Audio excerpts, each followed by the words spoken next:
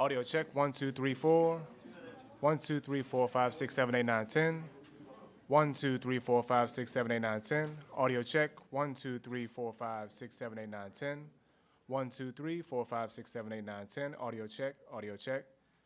Audio check, Luis, we good? Audio check, 1, 2, 3, 4, 5, 6, 7, 8, 9, 10. 1, 2, 3, 4, 5, 6, 7, 8, 9, 10. Audio check, 1, 2, 3, 4, 5, 6, 7, 8, 9, 10. 1, 2, 3, 4, 5, 6, 7, 8, 9, 10. Audio, good? Good.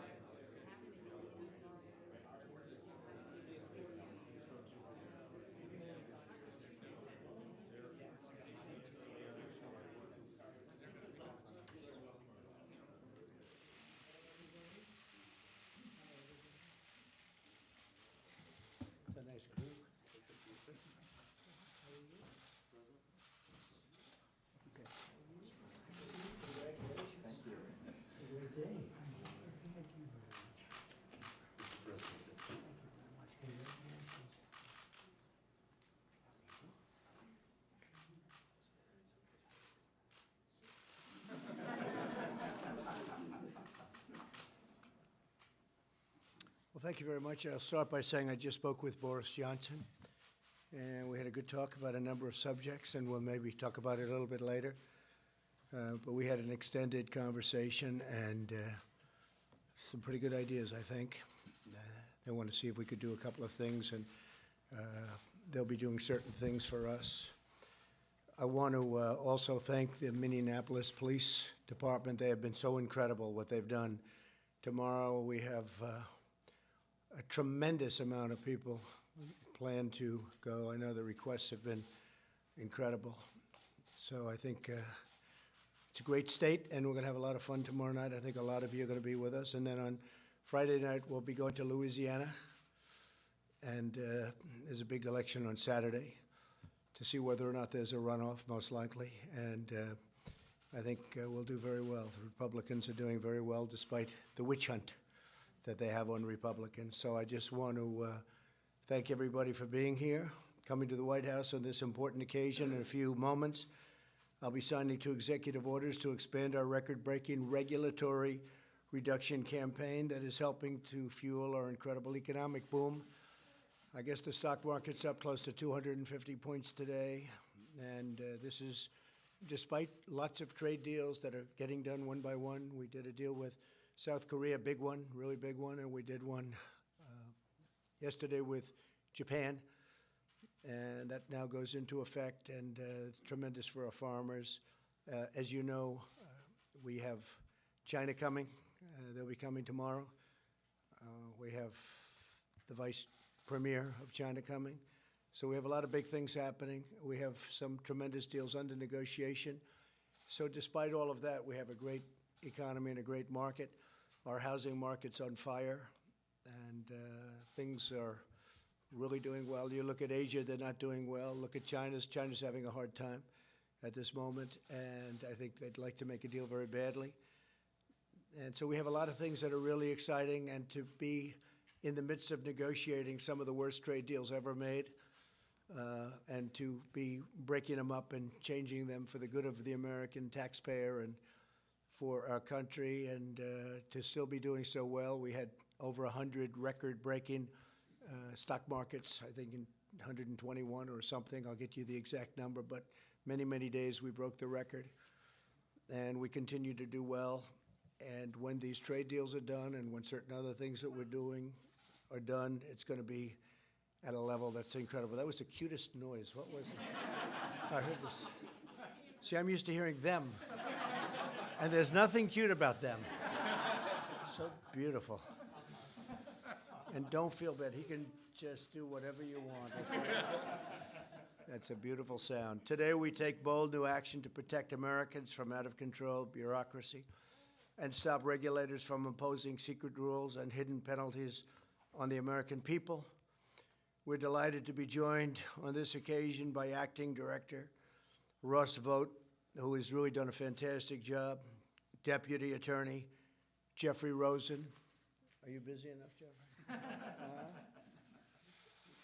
And Congressman Mark Meadows. Mark, fantastic that you're here. Louisiana Solicitor General, I'll be there. Liz Murrell. Where's Liz? I'll see you on Friday. Yes, sir. I don't know if you'll be there, but we have a big crowd, so it's going to be great. Thank you very much, Liz. And several other state and local officials, we want to thank you all for being here. For many decades, federal agencies have been issuing thousands of pages of so-called guidance documents, a pernicious kind of regulation imposed by unaccountable bureaucrats in the form of commentary on how rules should be interpreted. All too often, guidance documents are a backdoor for regulators to effectively change the laws and vastly expand their scope and reach.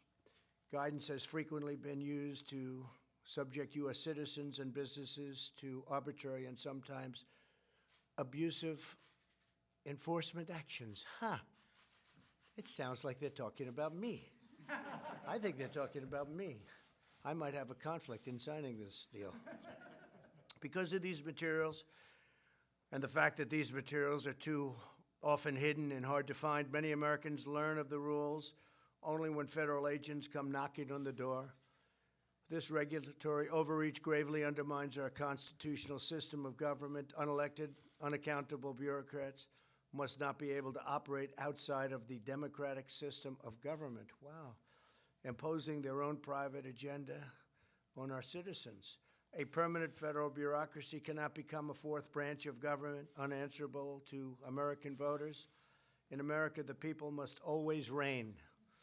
With us today is Andy Johnson from Wyoming, great place, whose family is one of many that suffered from the absurd redefinitions and interpretations of federal bureaucrats. And Andy is here to say a few words. I'd like to hear that, Andy, because I think you might be speaking about me or to me. Thank you very much. Where's Andy? Come on up here with that beautiful baby. Beautiful. That's great. Thank you, Andy. Thank you. Thank you very much. Go ahead, please. Well, thank you for having me today, and my wife, Morgan, and my son, Roan. I work as a welder in Wyoming, and about 5 years ago, when I applied for a stock pond permit for my private property, I had no idea that the EPA would come knocking at my door and threaten me and my family civilly, criminally, and a fine of $37,500 per day. The fines were up to $16 million when Pacific Legal Foundation stepped in and sued the EPA on my behalf and my family. And at that point, the EPA changed their attitude. We were able to come to an agreement. We won our case, but unlike a lot of other middle-class Americans, that's not the case. We could have never fought. The litigation was way, way too expensive. So I'd just like to thank the President today for signing this executive order, which will hold the EPA and other government agencies more responsible for their actions. Thank you. That's fantastic. Thank you.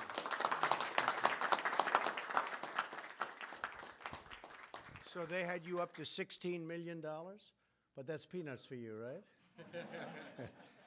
That's great. Glad it worked out, and it's working out even better. We're also joined by Richard Schrock, who was prevented from expanding his business because of the obscure regulatory guidance on a rule from the 1980s, an old rule. And Richard, please come up and talk about it. Thank you. Thank you, Richard. Please. Thank you. Thank you very much. Thank you. Thank you. Mr. President, I'd like to thank you for the invitation to speak and bringing much-needed attention to the reform to the rulemaking process used by the regulatory agencies. I operate a family-owned business in Fairbanks, Alaska. We purchased some land for our business about 20 years ago so we could move operations out of town to the new facility and expand our facilities. We've spent the better part of 10 years and over $300,000 fighting with the regulatory agencies over the arbitrary and capricious nature of the Army Corps of Engineers wetland designation and their use of the Alaska Supplement versus the 1987 congressionally mandated Wetlands Manual. This effort does not include the time and energy put forth by the Pacific Legal Foundation on our behalf. I'd like to thank those folks as well. The last straw for us is when we lost our appeal in the Ninth Circuit Court, when they held that the agencies can make the regulations they want and require without congressional approval or oversight. I'm hopeful that the changes made today with this executive order, other landowners will not be negatively impacted as we have.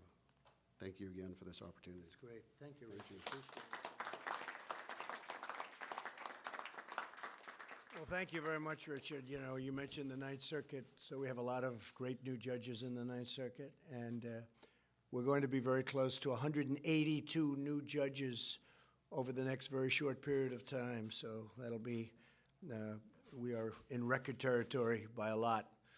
So we're going to have 182 new federal judges, not including 2 Supreme Court judges.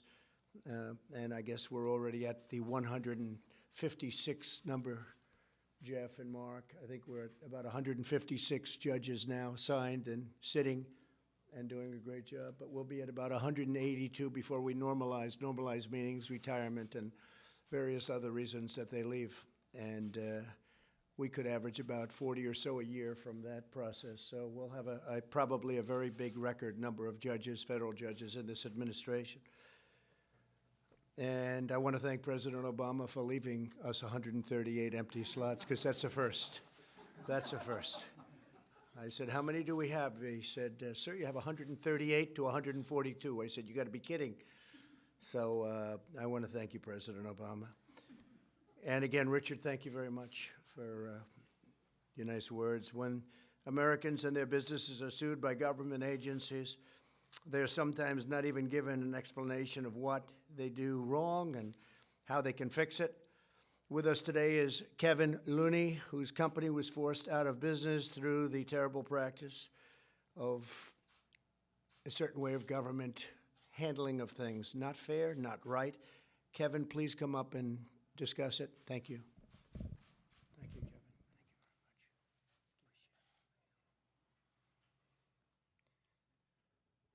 My name's Kevin Lenny. I'm a third-generation cattle rancher at the Point Reyes National Seashore in California.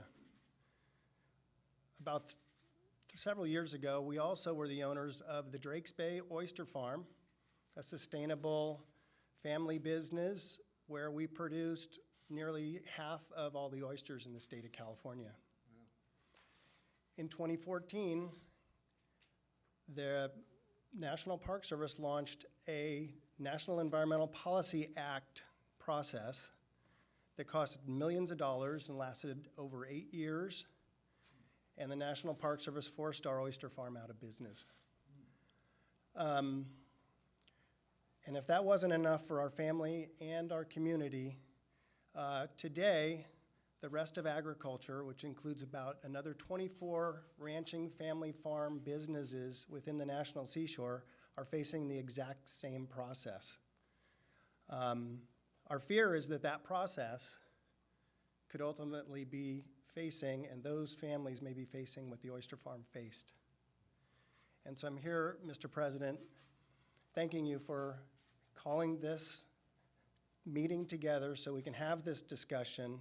We urge you to continue your good work in following these policies and making sure these federal policies are managed in a way that family farmers and ranchers like us can actually benefit and survive these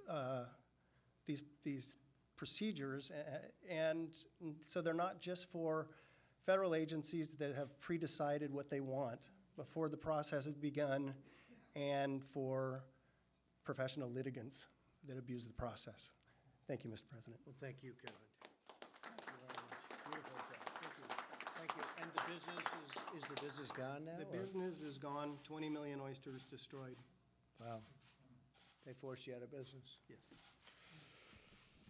So I have to say, Kevin, I know what you've been through. I read a little bit about it, and I've heard about it also, and it's very sad. But we thank you both for being here very much. Really, thank you very much. No American should ever face such persecution from their own government, except perhaps your president. Don't feel bad, Kevin. They treated you better than they treat me. I do believe that's true. I do believe that's true, Meadows. Today I'm taking action to stop it. My first executive order will require agencies to publish guidance documents online so that small businesses and everyday citizens can easily find them. Agencies will have to seek public input on the most important guidance, and the whole process will be closely overseen by the White House. I'm going to have somebody right here in the White House looking at it, Kevin, so this doesn't happen to other people. You're very brave to be here. I really think it's incredible. I really mean it. Americans will no longer be subject to the rules of hidden games that are played on the public.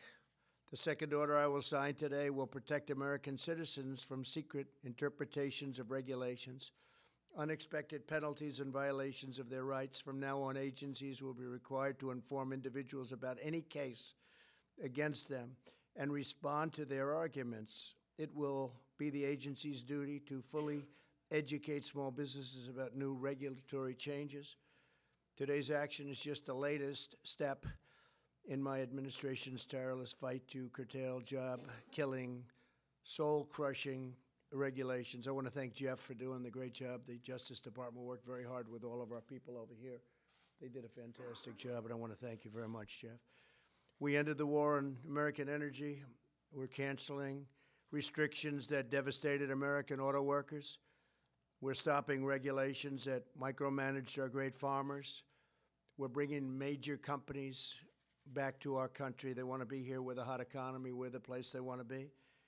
And we're reversing the last administration's ridiculous attack on, as an example, incandescent light bulbs. We're also working, as you know, cars are very expensive, far too expensive. And we're going to be able to bring the price of cars down about $3,500, and at the same time make the car a lot more affordable and a lot safer. So we're going to have affordability, safety, and we'll also be getting some of the old cars off the roads because people now have an incentive to buy a new car that's a lot less of a problem from an environmental standpoint. It's really an amazing thing. We're going against California, and they make their cars so light, it's paper mache, and you get in an accident, it's very, very dangerous. So we're coming out with a whole new standard, and I think it's going to be something very special. It's gotten tremendous receptivity. Same thing with the light bulb, the incandescent lights. Aside from the fact you look better, of course, who cares about looks? But you do look better with incandescent. They weren't allowed. And you have the privilege of buying now a much more expensive bulb under the past rules, much more expensive bulb that doesn't have a good looking light, but maybe very importantly, when the bulb is out and no good, it's literally considered a hazardous waste site because it's all the gases. And if it breaks, you're supposed to bring it to a certain location. And I say, who does that? Nobody. Nobody does. It's very dangerous. So we have, we're allowing people to choose. They can buy a much less expensive bulb that looks better, or they can spend a lot more money on what they were doing, and that's fine too. They might like it. It might last longer, and that's okay. But it is still a hazardous situation when you have to dispose of these things, whereas in the old system you don't have. So we're bringing the incandescent bulb back. For those that want it, we're going to have both alternatives. We like to have alternatives. At the start of my presidency, I imposed a 2-for-1 rule on new regulations, requiring that for every new regulation, 2 old regulations must be eliminated. In the first 2 years of the Obama, Sleepy Joe Biden administration, the cost of regulatory compliance went up by $245 billion. Can you believe that? And in our administration, we've taken it down by more than that. So it's $245 billion up, and we've taken it down by much more than that. According to the Economic Council of Advisors, regulatory reductions will save the average American household over $3,000, think of this, every single year. Thanks to these regulation cuts, as well as our tax cuts and pro-American trade policies, our economy is stronger than it's ever been, stronger than ever before. And that's despite all of these negotiations that we're doing to really make us into something that we've never seen before, meaning fair trade deals. We have created 6.4 million new jobs. Just last month, unemployment reached the lowest rate in over 50 years. The African American, Hispanic American, Asian American unemployment rates have hit record lows. We have more people working in the United States today, almost 160 million people, than at any time in the history of our country. Wages are rising very fast, and twice as fast for low-income workers. The biggest beneficiary actually is the low-income worker. The wages are rising at a rate that we haven't seen in many, many decades. When I first started campaigning, many of you were with me, I used to talk about workers that would make more years ago, 21 years ago, than they made a few years ago, because now it's gone up a lot, but a few years ago, and that have 2 jobs and 3 jobs, and yet they did better 21 years before. With today's executive order, we continue this incredible economic success, and we defend American liberty for generations to come. I would like to now invite Acting Director of OMB, Russ Vogt, to say a few words about the exciting news, and I want to thank Russ for doing an incredible job, and when Russ is finished, we're going to sign the executive orders. Thank you very much. Thanks. Thank you, Mr. President. As a result of your leadership, Today, we're making a major step forward in the effort to drain the swamp and to get our arms wrapped around the administrative state. We can't do that until we know all of the dark regulatory stealth regulation that is out there, and that's one of the reasons why we're asking all agencies to be putting on their website, on a searchable website, all of these regulations so that we can understand what it is, and anything that's not put up there is rescinded. Secondly, we want to make sure that the American people, families and small businesses, are no longer bullied by their federal government. We've all had to deal with the motor vehicle department down the street from us. Think about dealing with the federal government. It's an entirely different situation, and the people that are here today who have flown in on their own dime to be a part of this celebration can attest to that. We want to make sure that there are no stories ever again of people being bullied by their federal government. And so we're thrilled that you took this on, Mr. President. Looking forward to these executive orders. Thank you. Come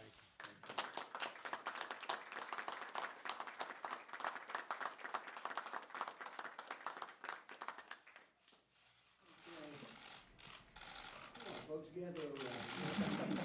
Yeah, boy, this is good stuff.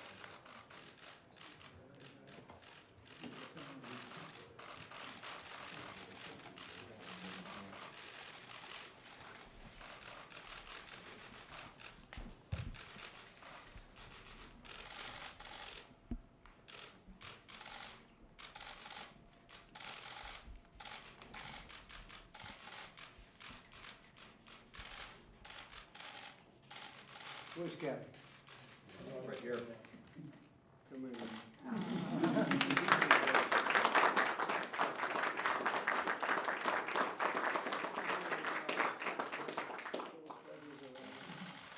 think you got plenty to play for everybody, right?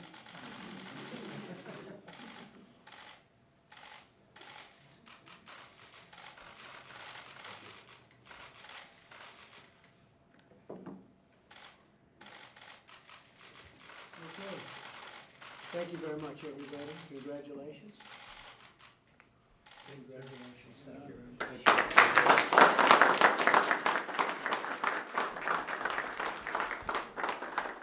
Mr. President, are you going to take any action regarding the Turkish attacks in northern Syria? And have the Kurds, as Senator Graham said, been shamelessly abandoned?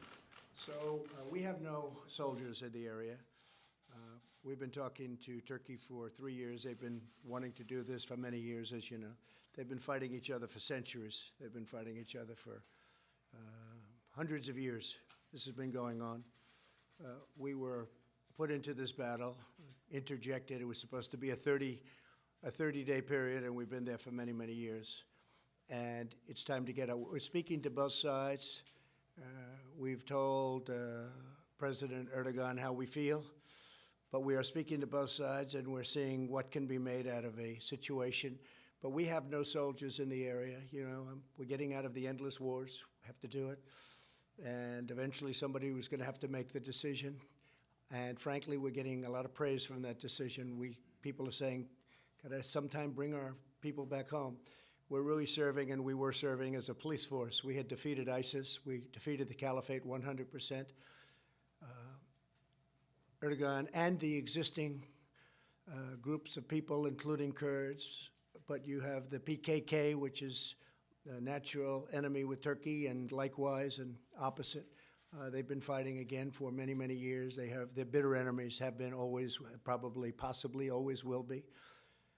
So we are out of there. We've been out of there for a while. No soldiers whatsoever. We are taking some of the most dangerous ISIS fighters out. We've taken them out, and we're putting them in different locations where it's secure. In addition, the Kurds are watching, and if the Kurds don't watch, then Turkey's going to watch, because they don't want those people out any more than we do. But we have taken a certain number of ISIS fighters that are particularly bad, and we've wanted to make sure that nothing happened with them with respect to getting out. And I think we're doing a great job. I think the people of this country, I campaigned on ending the endless wars. We're all over the world fighting wars. Half the places, nobody even knows what they're doing over there. And I feel that we are doing the right thing, and I think the country feels that too. We've had tremendous support outside of the Little Washington area, and even in Washington, people are saying you're doing the right thing. Has to be done, otherwise you're never going to do it. At the same time, we're dealing with both sides. We're going to see what we can do. This morning, you cautioned Erdogan. Since then, it appears as though there have been casualties on the Kurdish side. Are you concerned about escalation, and are you concerned that Erdogan will try to wipe out the Kurds? I will wipe out his economy if that happens. I've already done it once with Pastor Brunson. I'm sure that I hope that he will act rationally. But you do have to understand they've been fighting each other for many, many decades. Actually, for centuries, they've been fighting each other. And it was time for the Americans. We did a great job. We took care of ISIS. We captured 100%. You remember I was thinking, John, of leaving at 97 and 96%, and that last 3 or 4% was the hardest part. And they told me it would take a year to 2 years to do it, and I did it in a month. Remember that? I flew to Iraq, and I met with a lot of great generals there, great generals. They said, sir, we can do it in 2 weeks to a month. And we did it in 2 weeks to a month, and we took it. And in the meantime, we've been watching over a lot with the Kurds, watching over a lot of prisoners, some very bad people. A few in particular very bad, really bad. And some of those people we've already taken. We've taken them out. They should go back, by the way. They should go back to Europe. Many of them came from Europe, but they should go back to Germany, to France, I spoke with Boris Johnson, a couple to UK, some to UK actually, but they came from various parts of Europe. They didn't come from our country, and we did them a big favor, and we said to France, we said to Germany, we said to various countries in Europe, we'd like you to take your people back. Well, we don't want them, we don't want them. How about you taking them? I said, we don't want them either. Nobody wants them. They're bad, but somebody has to watch over them. I said, look, we did you a big favor. You take your people back. You take them back. They're citizens in many cases of those countries, of France, Germany. They didn't want to take them back. I gave them one chance. I gave them another chance. I gave them a third chance, and I even gave them a fourth chance. They didn't want to take them back. Not that I blame them too much. They're used to this with the United States, taking advantage of the United States, whether it's on trade or NATO. They take advantage of the United States. But we think that maybe the Kurds will do a job, and if not the Kurds, we think Turkey will do a job.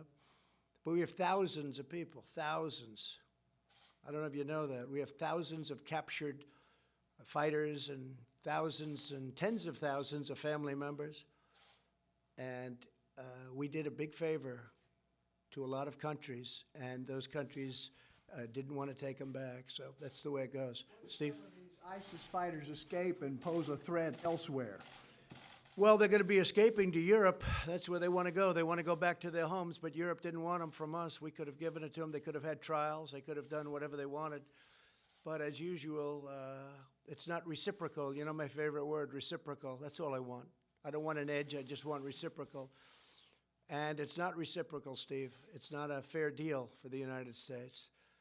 And when President Obama took the PKK, you know, when they bring in PKK, that's a tough deal because that's been a mortal enemy of Turkey. So when you bring them into a partnership, it's a tough situation because it's tough for Turkey. It's probably tough for them. They've hated each other for many, many years, for hundreds of years. I mean, it's amazing when you look at history and you look at culture, but you look at the length of the time and the fighting for so long. So we imposed ourselves into it. And look, I've said it. I said it just yesterday. The single worst country, the United States, if you take a look at, you know, what we're doing with countries and the relationships we have with countries, but maybe putting it a different way.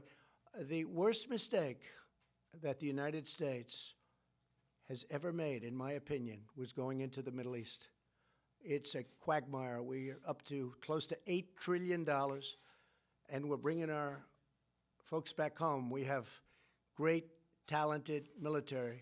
We're bringing them back home. Our military has never been stronger, but we're now acting as police. We're policing areas. We're doing jobs that other countries should be doing. We're doing jobs, frankly, that Europe should be doing. We're doing jobs that Russia should be doing, that Iran should be doing, that Iraq, Turkey, Syria should be doing. They should be doing this. We shouldn't be doing it. We're 7,000 miles away. Mr. Graham is talking about imposing economic sanctions on Turkey over this incursion into Syria. What do you think about that? Well, I Would you think it's support okay. that? I've already told that to President Erdogan. Far more than sanctions. I'll do far more than sanctions. Lindsay, and I'd feel differently. I think Lindsay would like to stay there for the next 200 years and maybe add a couple of 100,000 people every place. But I disagree with Lindsay on that. But I will tell you that I do agree on sanctions, but I actually think much tougher than sanctions if he doesn't do it in as humane a way as possible. But I've gotten him to stop for virtually from the first day that I was in office. But they've wanted to fight, and that's the way it is, and they've done it for so long. Yes, go ahead, please. So, what does this humane way as possible actually mean? Well, we're going to have to mean see. We're going to have to civilians? define that as we go along. They want to, if you listen to Erdogan, he wants to have people go back to where they came from, go back to Syria. Right now, he's holding, in all fairness to him, he's holding millions of people. That would be all over the place if he wasn't holding them. So he wants to repatriate. He wants to have them go back into the area that he's looking at. But we'll see. We'll see how he does it. He can do it in a soft manner. He can do it in a very tough manner. And if he does it unfairly, he's going to pay a very big economic price.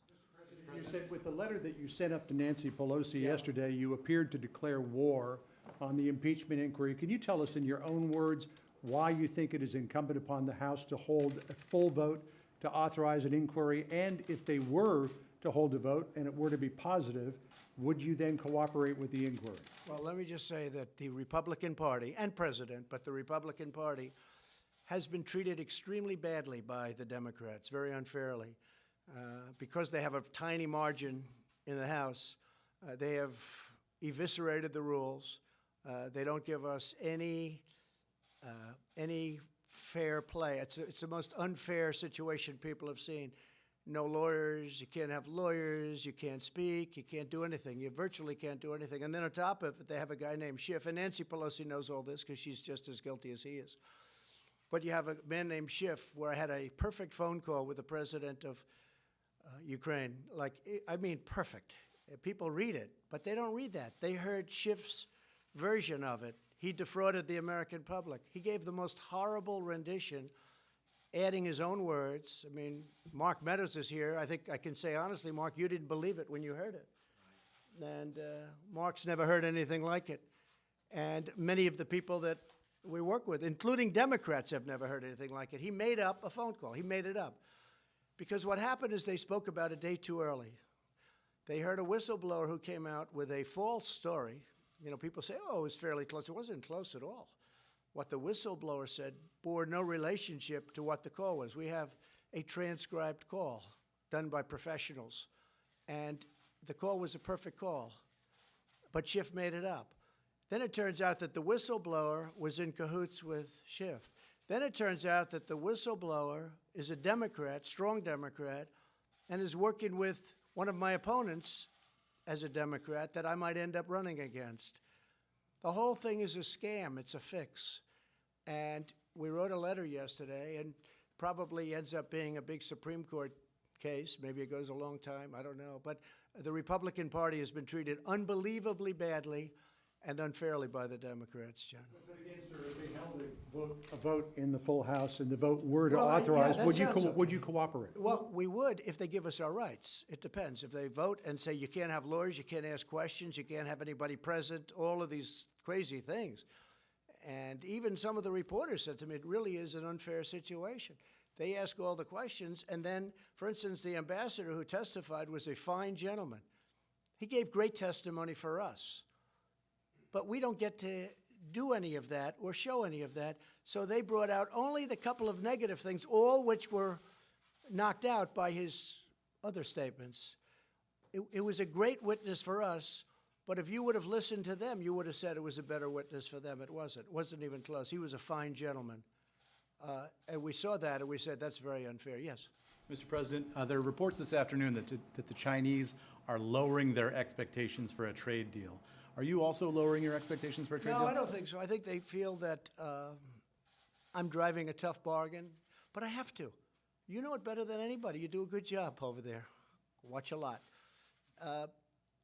We are so far down in terms of where we started from presidents that didn't do their job for many years. Since the World Trade Organization founding, China went in 2001 or so. China went in and just ripped off the world. So, and I told that to President Xi. I said, you know, this can't be like a 50-50 deal. Because a 50-50 deal, you're like up there, we're down here. So a 50-50 deal, it doesn't work, right? You got to have a little balance. This has to be a better deal from our standpoint. And I think they fully understand it. One of the really good meetings I had today was with our people on opioids and drugs and fentanyl in particular with respect to your question. And they said that Chinese leadership has a lot of respect for our president. And they are really being much more careful. It's a much different situation. We have some great drug numbers. Now, what is great drug? If you're down 15, 16, 20, 25%, it's still horrible what's going on in this country and in the world. In the whole world, it's horrible.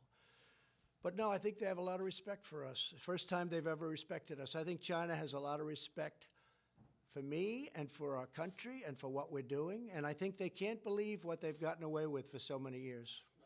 Are the Chinese wrong to be putting pressure on the NBA, sir?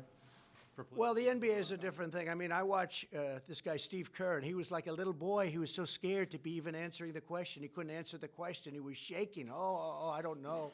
I don't know. He didn't know how to answer the question. And he'll talk about the United States very badly. I watched Popovich, sort of the same thing, but he didn't look quite as scared, actually. But they talk badly about the United States, but when it talks about China, they don't want to say anything bad. I thought it was pretty sad, actually. It'll be very interesting. Excuse me? Are you okay then with the Chinese government pressuring the NBA over Hong Kong? They have to work out their own situation. The NBA they know what they're doing, but I watched the way that, like, Kerr, and Popovich, and some of the others were pandering to China, and yet to our own country, it's like they don't respect it. It's like they don't respect it. I said, what a difference. Isn't it sad? It's very sad. To me, it's very sad. John? Mr. President, Joe Biden came out for the first time today and said you should be impeached. Your response? Well, he's falling like a rock. We have him on tape with corruption. I mean, he's getting the prosecutor for, I guess, John, it was $2 billion, saying we're not going to give you the $2 billion or whatever the amount was unless you get rid of this prosecutor. And then he goes, lo and behold, the prosecutor was gone. And that was the prosecutor. Excuse me, John? $1.2 billion. Not a lot of money.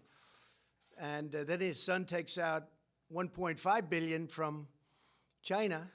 And by the way, the $50,000 a month that he was getting from Ukraine looks like it's $168,000 split among him and somebody else, his friend. And also there's a payment of about $3 million to his son. His son just got thrown out of the Navy. So Biden is dropping like a rock. I don't think he's going to make it. I didn't think he was going to make it for a long time. I don't think he's going to make it. And I guess this is one way he can do it. You know, he didn't say that until right now, and he sees what's happening to him. I guess he's no longer the front runner. But look, I feel badly for him because I know he's going through a lot. He's been hit, and he's been caught red-handed. I mean, here's a man who is on tape saying exactly what he's going to do in terms of corruption, and he gets away with it. If that ever happened to a Republican, they'd be getting the electric chair right now. They'd be right now being walked into the electric chair. It's a whole different standard. What Joe Biden said on tape, this isn't like, gee whiz, we think. What he said on tape, and the fake media doesn't want to play the tape. They hardly play it. So I feel, you know, that it's too bad what's happened to him. He's sinking and his campaign's sinking. But he walked away with hundreds of, I mean, you look at the kind of numbers. His son, who is at best incompetent, got thrown out of the Navy. I don't even want to say why. A subject that we just discussed. I don't want to say why. But he gets thrown, and all of a sudden he's making a deal with Ukraine where they're getting $168,000 a month between the two of them. $168,000, and he gets $3 million payments, and all of this money coming out. And the kid has no expertise in energy, and it's an energy company. He has no expertise. You and I both know much more than he does, John. And then you walk into China, and a couple of days later, 10 days later to be exact, he gets $1.5 billion out of China, and he's got no expertise. And I have friends that are the smartest people on Wall Street. I said, is that possible? They say, no, it's not possible. It's a pretty sad situation. Please. I just want to clarify something you said earlier. If Pelosi holds a vote on the floor on impeachment and commits to the rules of previous impeachment proceedings, you'll participate in that investigation? Yeah, if the rules are fair, because I don't know exactly your definition. If Republicans get a fair shake, because the Republicans have been, look, we were very nice to them. When Paul Ryan was the Speaker, he really wouldn't give subpoenas. And I'm not saying good, bad, or indifferent. Here's a man that knows it very well. They'd go in with all of the corruption that you've been reading about and all of the things that they did wrong with Comey and all of these people and all of the things they did wrong. When we wanted a subpoena, meaning they wanted a subpoena, it was very hard to get it, and I'm not sure he ever even issued a subpoena. And Nancy Pelosi issues subpoenas, come on in and get them, gives them to Nadler, gives them to Crooked Schiff. I mean, this Schiff is one crooked guy. The guy made up my phone call. Think of it.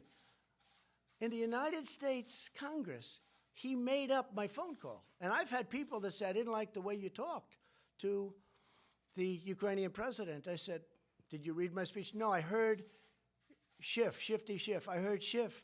I said, that's how I said. I said, well, let me see what he said. A lot of people saw that. And frankly, I think if it wasn't for me, I don't know if anybody would have even noticed and called him out.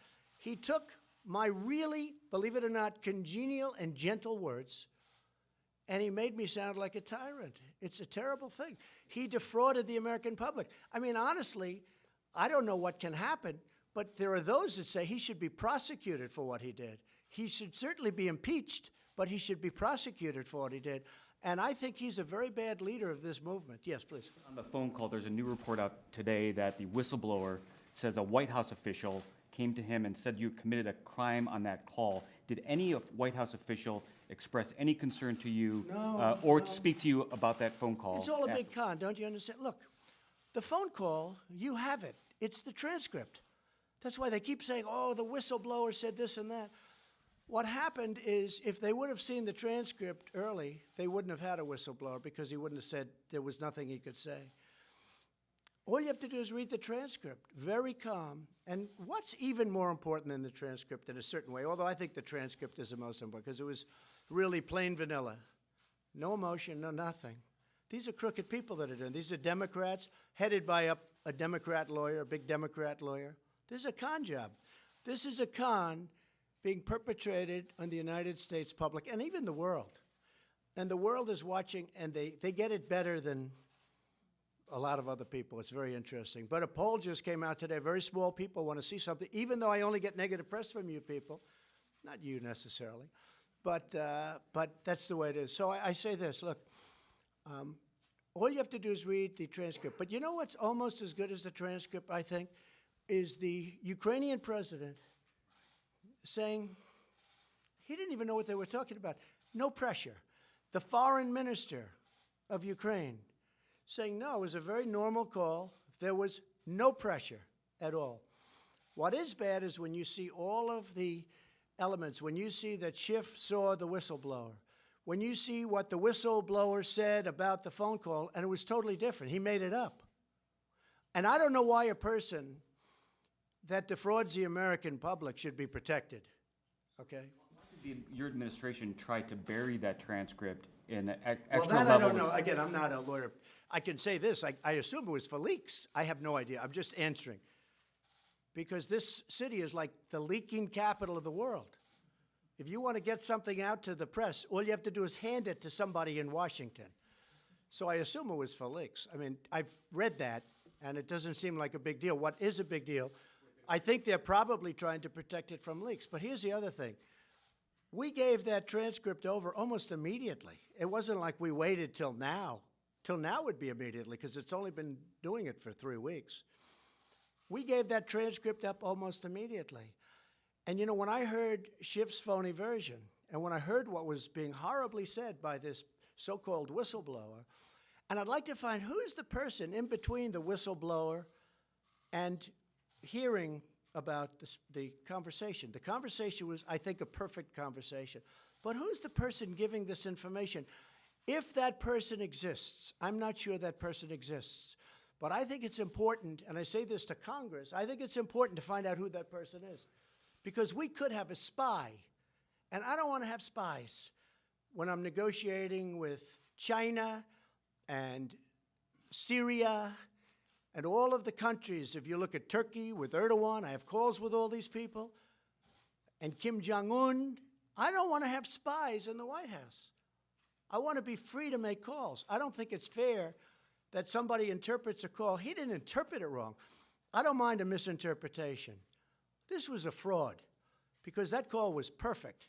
And if you read the whistleblower's report, it bore no resemblance to what the call was. Steve? Can we go back to your conversation with Boris Johnson? There was a case involving a car crash involving hate the case. American diplomat's wife. Did you bring? That's true. Did you We talk talked about it. that? What did you decide? So what we're going to do, it's a very, very complex issue, as you know, because we're talking about diplomatic immunity, which in itself is quite a subject, right?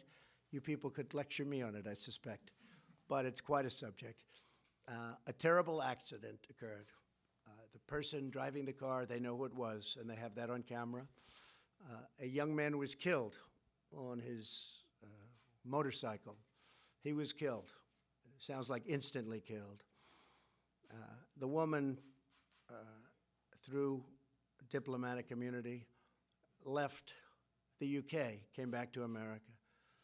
And what I'm going to try and do and see, because I understand where the people from the UK are, and frankly, a lot of Americans feel the same way. I was telling Boris, we have a lot of Americans that, you know, they side on the fact that, you know, you have two wonderful parents that lost their son, and the woman was driving on the wrong side of the road. And that can happen. You know, those are the opposite roads. That happens. I won't say it ever happened to me, but it did. When you get used to driving on our system and then you're all of a sudden in the other system where you're driving, it happens. You have to be careful, very careful. So a young man was killed.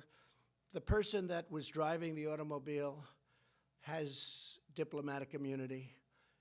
We're going to speak to her very shortly and see if we can do something where they meet. It was an accident. It was a terrible accident. For trial? We're going to speak to her, and we're going to see the person driving the car, the wife of the diplomat. We're going to speak to her and see what we can come up with so that there can be some healing. There's tremendous anger over it. It's a terrible incident. There's tremendous anger, and I understand the anger from the other side very much. When you met with Robert Mueller in May of 2017 in the Oval Office, were you in fact interviewing him for the position of FBI, and were you aware at the time that he was in the Oval Office that he had had prior conversations with Rod Rosenstein about potentially becoming special counsel? Okay. To your second question, absolutely not. I had no idea that he was doing that. To the first question, he absolutely wanted to become the FBI director. And I said, no. I said, listen, you've been there for, I believe it was 12 years. And I said, no. And it has since been proven that I was right. Plus, we have witnesses to it. I interviewed numerous people that day.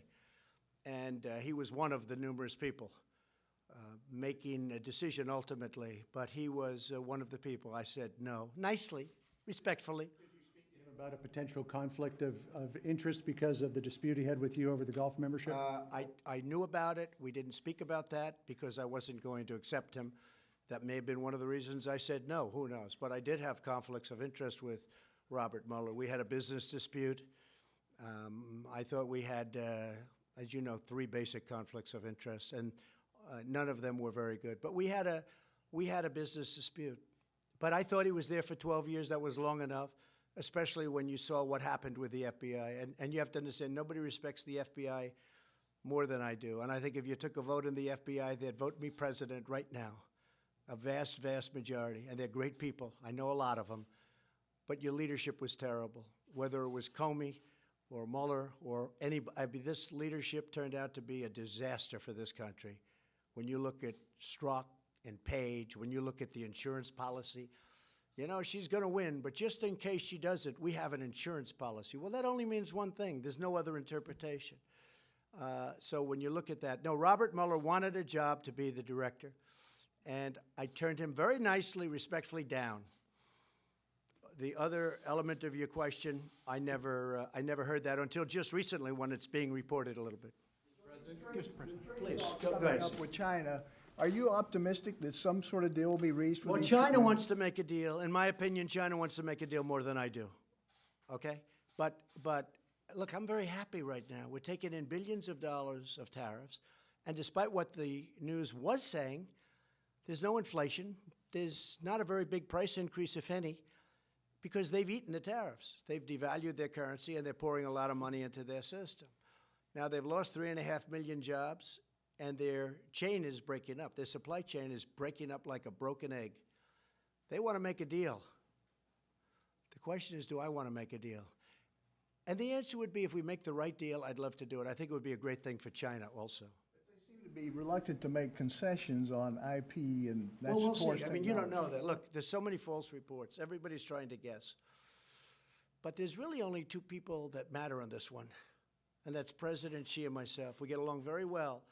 I can't imagine he likes me the way he did when I first became president because, you know, it's been a rough time for China. China's gone down many trillions of dollars, and we've gone up many trillions of dollars. I mean, since I've been elected, many, many, many trillions of dollars have been increased the value of, if you call it value, you could call it worth or value of our country. We've increased not just stock market, I'm talking our country.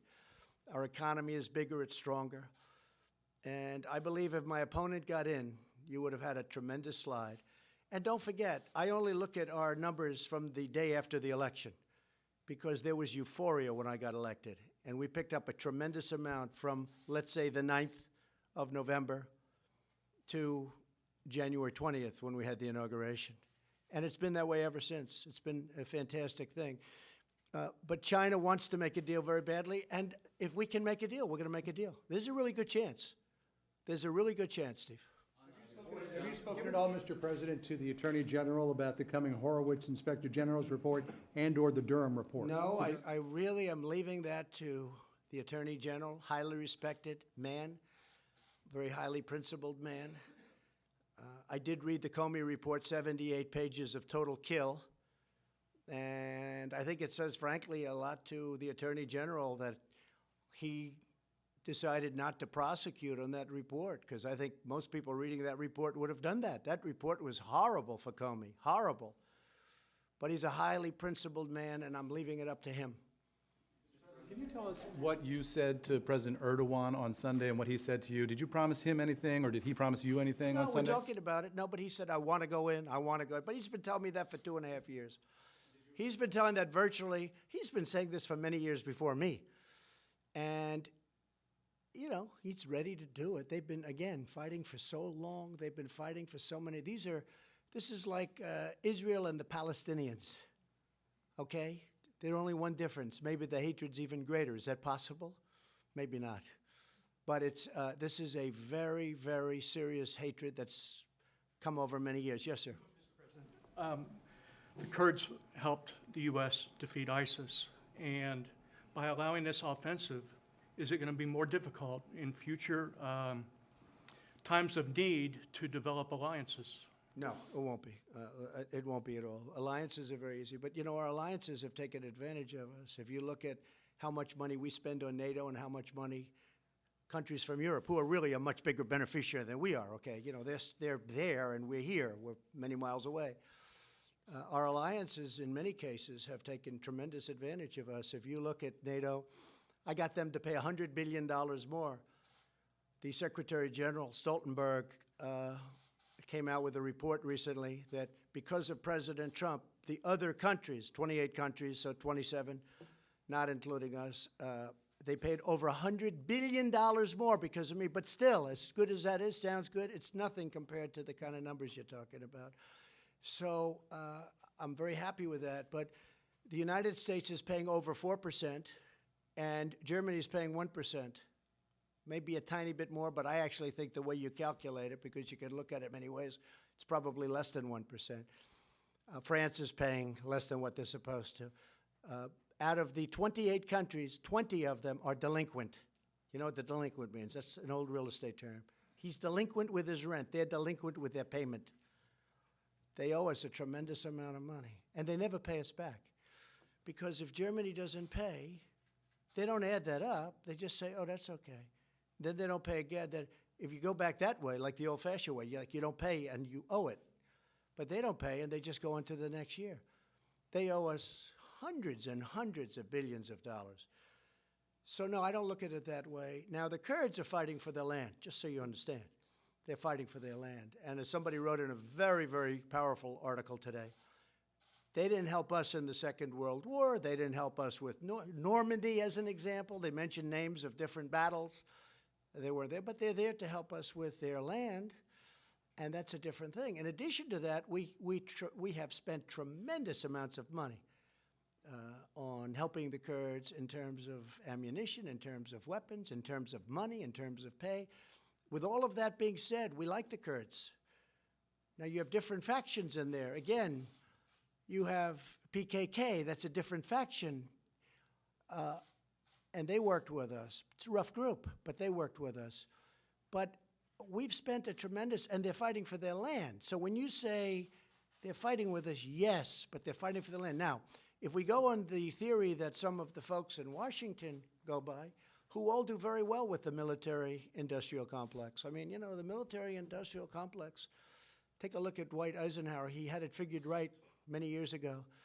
It's got tremendous power. They like fighting. They make a lot of money when they fight. But it was time to bring our soldiers back home. So I see, and I will tell you, the hardest thing I have to do, by far, much harder than the witch hunt, is signing letters to parents of soldiers that have been killed. And it's not only that, in areas where there's not a lot of upside, if there's any upside at all, and in many cases there's only downside.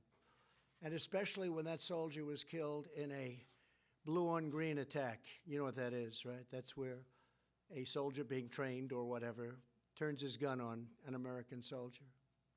Here, son, take your gun. You know how to use it. And he takes the gun and he turns it and he shoots one. We have many of them in Afghanistan, in particular in Afghanistan. The hardest thing I have to do is signing those letters. That's the hardest thing I have to do. And each letter is different. We make each letter different. And last week I signed 5 of them for Afghanistan, 1 in Iraq, 1 in Syria from 2 weeks ago. And sometimes I call the parents, sometimes I see the parents. I go to Dover when I can, but it's so devastating for the parents that, you know, it's so devastating. When they bring that boy or young woman out of the back of those big, powerful planes in a coffin, and the parents are there. You know, we have people that do that. That's what they do. They work that. They accommodate everybody. That's what they do. They do an incredible job. And I said, the parents seem to be okay. I'll get there early. The parents seem to be okay.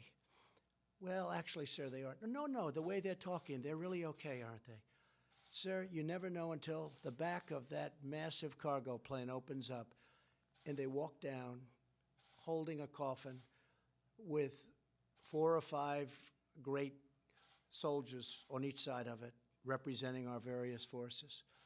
That you never know. And then I see it, and I see people that were smiling, oh, Mr. President, thank you for being here, thank you for being here, and I think they're doing great.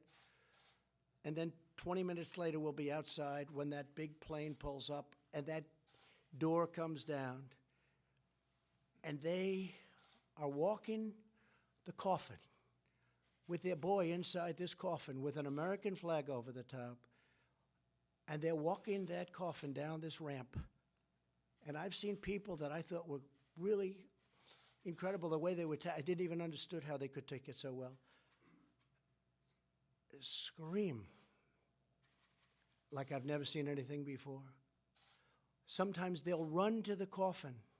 They'll break through military barriers. They'll run to the coffin and jump on top of the coffin, crying, mothers and wives crying desperately.